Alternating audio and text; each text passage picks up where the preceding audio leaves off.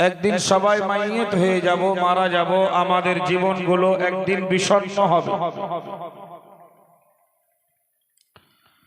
পরে মহান আল্লাহ বললেন, ইন্নামা তুওয়াফাউনা উজুরাকুম ইয়াওমাল কিয়ামা,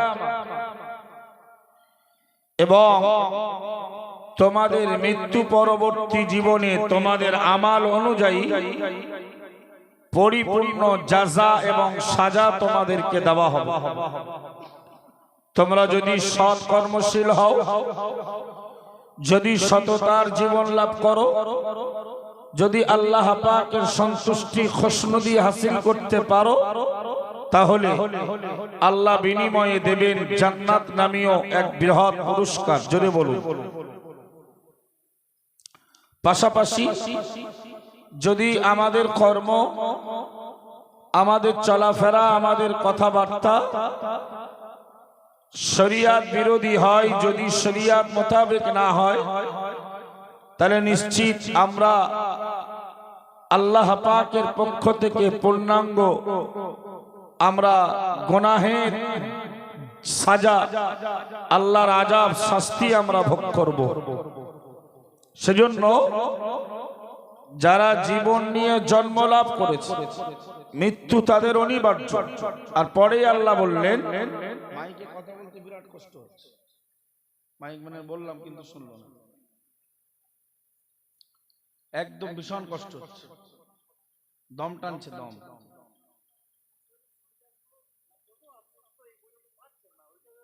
না না, ওটার জন্য না, আমি না পেলেও কিন্তু কথা একদম মানে দম টানা টানা ভাব। ডিলেটা বাড়ান আর বেসটাও দেন। হ্যাঁ, সুতরাং আমরা আমাদের এই মানব জীবনে, পৃথিবীর পার্থিব জীবনে যদি আমরা চলাফেরাটা ঠিক না করতে পারি, তাহলে আল্লাহর কাছে আমাদের পূর্ণাঙ্গ যে জাযা এবং সাজার ব্যবস্থা আছে, সেখানে আমরা আল্লাহর কাছে ধরপাকড় হয়ে যাব। তো মাইয়াতদের উদ্দেশ্যে একদিকে যেমন আমাদের ইসালে সওয়াব দেওয়ার মজলিস, অপরদিকে আমরা যারা জীবন নিয়ে জন্ম লাভ করেছি, আমাদের কর্ম, আমাদের জীবন এমন ভাবে পরিচালনা করতে হবে যেন আমরা আমাদের কবর জীবনে শান্তি ভোগ করতে পারি। আল্লাহ তৌফিক দেন, বলুন আমিন। আল্লাহর কোরআন বিবরণ দিল, কুল্লু নাফসিন দাইকাতুল মাউত। ওগো বান্দা, মনে রাখো, পৃথিবীতে যারা জীবন নিয়ে জন্ম লাভ করেছে, না না না না না, সবাই মারা যাবে। মৃত্যুর স্বাদ প্রত্যেককে গ্রহণ করতে হবে। ওয়া ইন্নামা তুওয়াফাউনা উজুরাকুম ইয়াওমাল কিয়ামাতি। হে আমার বান্দা বান্দির দল, কিয়ামতের মহাময়দানে, কঠিন হাসরের দিনে তোমাদের পরিপূর্ণ বদলা দেওয়া হবে। ফামান যুহজিহা আনিন নার। হে আমার ইমানদার মুসলমান বান্দা বান্দির দল, আমি আল্লাহ বিবরণ দিলাম, কিয়ামতের দিন যাদেরকে জাহান্নাম থেকে দূরে রাখা হবে, জাহান্নাম থেকে যাদের বাঁচিয়ে দেওয়া হবে, কিয়ামতের দিন যাদের জাহান্নাম থেকে মুক্তি দেওয়া হবে, উদখিলাল জান্নাতা, এবং জান্নাতে প্রবেশ করিয়ে দেওয়া হবে, ফাকাদ ফাযা, ওই মানুষগুলো হয়ে যাবে প্রকৃত সফল। একটু জোরে বলুন সুবহানাল্লাহ। সফলতা, ব্যবসায়ী ব্যবসার ভেতরে সফলতা খোঁজে, চাকরিজীবী চাকরির ভেতরে সফলতা খোঁজে, চাষি চাষের ভেতরে সফলতা খোঁজে। কিন্তু সফলতা রয়েছে যদি জাহান্নাম থেকে মুক্তি পাওয়া যায় আর জান্নাতের যোগ্যতা লাভ করতে পারি, তবেই আমরা প্রকৃত সফল হতে পারবো। জোরে বলুন। আল্লাহ ওই আয়াতেই জানালেন, ওয়ামাল হায়াতুদ দুনিয়া ইল্লা মাতাউল গুরুর। বান্দা মনে রাখো, পৃথিবীর জীবনটাকে তোমরা মূল্য দিও না, পৃথিবীর জীবনটাকে আঁকড়ে ধরো না। পৃথিবীর জীবনটা, ওয়ামাল হায়াতুদ দুনিয়া, পার্থিব জীবনটা, ইল্লা মাতাউল গুরুর, ওটি ধোঁকা ছাড়া আর কিছুই নয়। পৃথিবীর জীবনটা আল্লাহ বললেন যে ওটা শুধু কেবল ধোঁকা খাবার জায়গা। কেউ টাকার ধোঁকা, কেউ সন্তানের ধোঁকা, কেউ জমি জায়গার মায়া, বিভিন্ন রকম ধোঁকায় পড়ে যাবে। আর এই ধোঁকা দিতে দিতে কবরের কথা, আখিরাতের কথা, জান্নাত জাহান্নাম, পরকালের কথা আমাদেরকে ভুলিয়ে দেবে। নাউজুবিল্লাহ বলেন। এজন্য সেই মানুষগুলোই সফল যারা দুনিয়া থেকে এমন আমাল করবে, এমন কাজ করবে যে কাজের বিনিময়ে জাহান্নাম থেকে বাঁচতে পারবে এবং আল্লাহ পাকের জান্নাত লাভ করবে। তারাই হবে প্রকৃত সফল। যদি বলুন, কোরআন শরীফের অন্য আয়াতে মহান আল্লাহ জানিয়েছেন, ফামান তাকুলাত মাওয়াজিনুহু ফাউলাইকা হুমুল মুফলিহুন। ও বান্দা মনে রাখো, কিয়ামতের মহাময়দানে মিজানের দাঁড়িপাল্লা প্রতিষ্ঠা করা হবে। না না না না না, মানুষের ভালো আমাল বদ আমালগুলোকে মাপা হবে কিয়ামতের কঠিন দিনে। মিজানের দাঁড়িপাল্লায় ফামান তাকুলাত মাওয়াজিনুহু, যাদের আমালের পাল্লাটা, যাদের নেকির পাল্লাটা ভারী হয়ে যাবে, ফাউলাইকা হুমুল মুফলিহুন, তারাই হয়ে যাবে সফল। জোরে বলুন। যাদের মিজানের দাড়ি পাল্লায় আমালগুলো, নেকিগুলো ভারী হবে, তারা হবে সফল। আমরা সফলতা দুনিয়ার বিভিন্ন প্রান্তরে, বিভিন্ন জায়গা খুঁজে বেড়াচ্ছি। বৃষ্টি আর পড়ছে না তো সাহেব? হ্যাঁ, একটু খুলে দাও না, কথা বলতে বিরাট কষ্ট হচ্ছে। বিশেষ করে এত কষ্ট হলে কথা বলা যাবে না।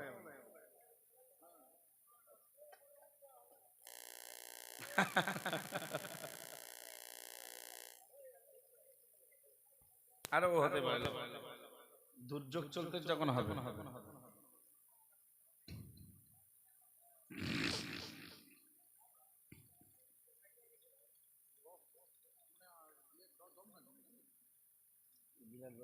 যতদিন না কথা বলতাম ততদিন জানতাম না।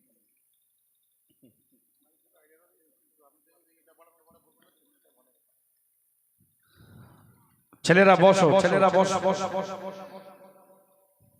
তাহলে সফলতা পৃথিবীর অন্য কোন স্তরে নাই।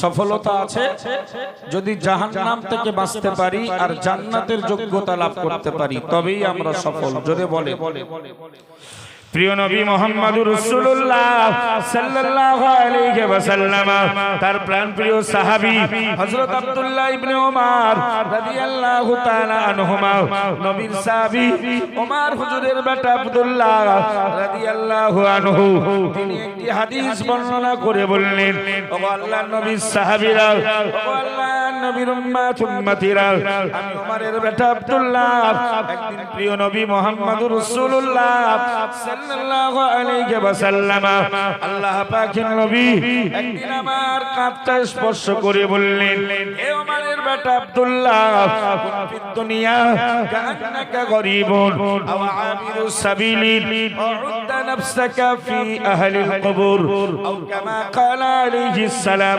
প্রিয় নবী সাহাবী আব্দুল্লাহ বিন ওমর রাদিয়াল্লাহু আনহুমা, তিনি বর্ণনা করলেন, আল্লাহ পাকের নবী তাকে বলেছিলেন, ও ওমরের বেটা আব্দুল্লাহ, কুন ফিদ দুনিয়া কান্নাকা গরীবুন, দুনিয়াতে এমন ভাবে চলো, দুনিয়াতে এমন ভাবে জীবন যাত্রা করো, তোমাকে লোকে যেন দেখলে, তোমাকে লোকে দেখলে যেন তোমাকে পর্যটক মনে করে, আও আবিরুস সাবিলিন, অথবা তোমাকে লোকে দেখলে যেন তোমাকে মুসাফির মনে করে।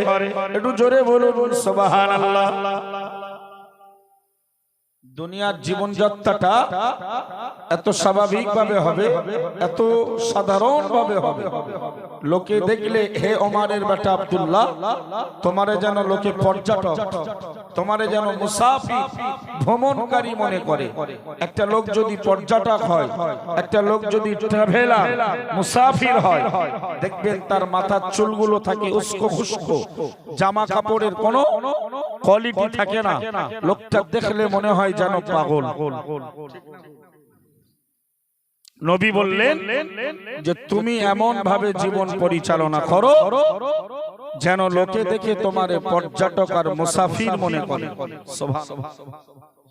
প্রিয় নবী মুহাম্মদুর রাসূলুল্লাহ সাল্লাল্লাহু আলাইহি ওয়াসাল্লাম আবার পরেই বললেন, ও মায়ের বেটা আব্দুল্লাহ, আমি প্রিয় নবী মুহাম্মদুর রাসূলুল্লাহ সাল্লাল্লাহু আলাইহি ওয়াসাল্লাম বলছি, উদ্দা নাফসাকা ফি আহলিল কুবুর, যতদিন তুমি বেঁচে থাকবে, না না না না না, বেঁচে থাকায় অবস্থায় তুমি নিজেকে কবরবাসী বলে ধারণা করো। একটু জোরে বলুন সুবহানাল্লাহ। বেঁচে থাকতে থাকতে ভাবতে হবে।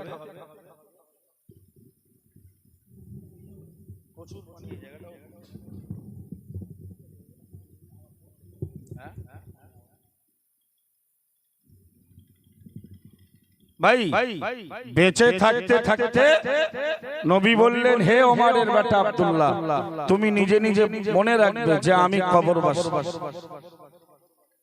এই উপদেশ আমাদের সবার জন্য। বেঁচে আছি কিন্তু মনে রাখতে হবে আমরা কবরে চলে যাব, আমরা কবরবাসী। তাহলে আমাদের দ্বারাই অনেক ত্রুটি বিচ্যুতি অন্যায় অপরাধ কম হবে, ঠিক না ভুল? আল্লাহ পাকের নবীর কত গুরুত্বপূর্ণ হাদিস যে হে ওমরের বেটা আব্দুল্লাহ, উনি রাসূলুল্লাহ সাল্লাল্লাহু আলাইহি ওয়াসাল্লাম আব্দুল্লাহ বিন ওমর তার কাঁধে হাত রেখে খুব গুরুত্ব সহকারে বললেন, যতদিন দুনিয়াতে চলবে লোকে যেন দেখলে মনে করে তুমি মুসাফির, তুমি পর্যটক, আর জীবন্ত হালাতে তুমি নিজে নিজে মনে রাখবে আমি কবরবাসীদের অন্তর্ভুক্ত। আমরা আজকে যারা কবরবাসীদের জন্য ইসালে সওয়াব কায়েম করেছি, আমাদের পূর্বপুরুষ আত্মীয় স্বজন যারা কবরে গেছেন তাদের জন্য আমরা ইসালে সওয়াব কায়েম করেছি। ভাই আমাদেরকেও খেয়াল রাখতে হবে যে আমরা একদিন এই পথেই হাঁটব, আমরা একদিন এই পথেই হাঁটব। কেউ আমাদেরকে বাধা দিতে পারবে না, কেউ আমাদেরকে বাঁচাতে পারবে না, সবাইকে মরে যেতে হবে।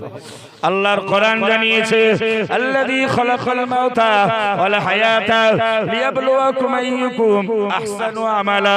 আমার আল্লাহ কোরআন শরীফে বিবরণ দিয়ে জানিয়ে দিলেন, হে আমার বান্দা বান্দির দল, আল্লাযী খালাকাল মাউতা, সেই আল্লাহই তো পবিত্র, সেই আল্লাহই তো মহান, সেই আল্লাহই তো বরকতপূর্ণ। খালাকাল মাউতা, যিনি সৃষ্টি করেছেন মৃত্যুকে, ওয়াল হায়াতা, এবং যিনি সৃষ্টি করেছেন জীবনকে, লিয়াবলুয়াকুম, এই জন্য তোমাদের পরীক্ষা নেবেন, এই জন্য তিনি জীবনের পাশে মৃত্যুকে সৃষ্টি করেছেন, কেননা তিনি তোমাদের পরীক্ষা নেবেন। আইয়ুকুম আহসানু আমালা, কে তোমাদের ভেতরে সবথেকে ভালো আমাল করে আল্লাহর দরবারে পাড়ি দিতে পারে। একটু জোরে বলুন সুবহানাল্লাহ। আগে আল্লাহ বললেন, আল্লাযী খালাকাল মাউতা ওয়াল হায়াতা, আল মাউতা ওয়াল হায়াতা। আল্লাহ কোরআনে এই আয়াতে মৃত্যুকে আগে বললেন না জীবনকে আগে বললেন? মৃত্যুকে না, আল মাউতা ওয়াল হায়াতা। এটা কোরআন শরীফের একটি বিখ্যাত সূরা, সূরার নাম সূরাতুল মুলক।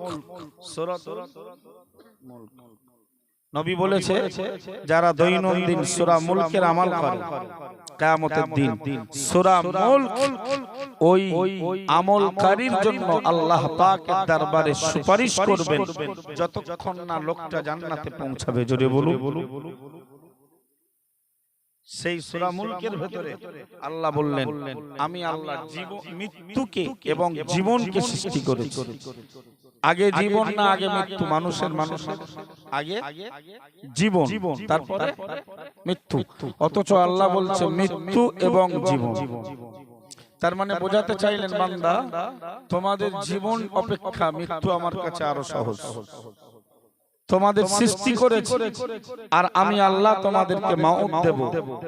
মৃত্যু তোমাদের কাছে জীবন অপেক্ষা আরো বেশি গুরুত্বপূর্ণ। এজন্য আল্লাহ কোরআনে জীবনের আগে মৃত্যুর কথাকে তিনি উল্লেখ করলেন। জোরে বলুন।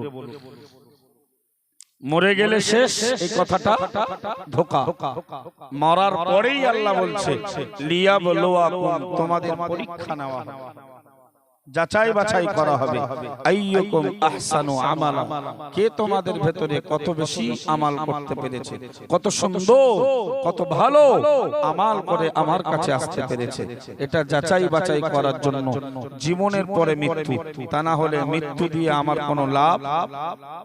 আল্লাহ চাইলে তাম জীবন ধরে জান্নাতে যখন বাঁচিয়ে রাখবে, দুনিয়াতে বাঁচাতে পারতেন না? পারতেন না? পারতেন না? তাহলে নির্ধারিত একটা সময় গিয়ে আমাদের জীবন যখন স্থগিত হবে, দাঁড়িয়ে যাবে, স্ট্যান্ড করবে, তার মানেই বোঝা যায় যে মৃত্যুর পরে একটা কিছু ব্যাপার আছে। তো জীবন তো থাকতে থাকতে মুসাফির সাজু, যে আমি দুনিয়ায় সফর করতে এসেছি, নির্বাচিত নির্ধারিত সময় আমাকে ফিরে যেতে হবে। আর ভেতরে এইটাই ধারণা রাখুন যে আমি কবরবাসী, কবরে তারা কি হালাতে আছে, আমাকে ওই অবস্থাতে থাকতে হবে। সুতরাং তার আগে কবরের কিছু সরঞ্জাম আমাকে তৈরি করার দরকার আছে না নাই?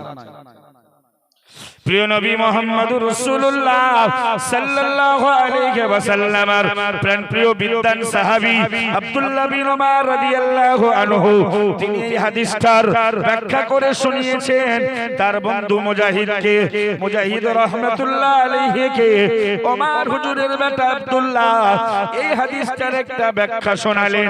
ওগো আমার বন্ধু মুজাহিদ, ও পৃথিবীর মানুষ মনে রাখো, এই হাদিসটার ব্যাখ্যা শুনে নাও।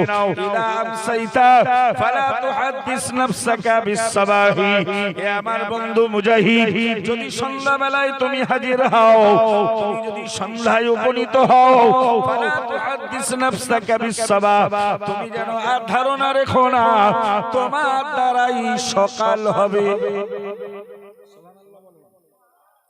যদি তোমার দ্বারাই কোনদিন সন্ধ্যা হয়, তাহলে তুমি ভেবো না যে তোমার অস্তিত্ব সকাল পর্যন্ত টিকে থাকবে, গ্যারান্টি আছে?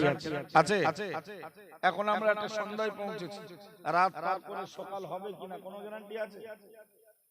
ওই হাদিসটার ব্যাখ্যা, সুবহানাল্লাহ বলুন।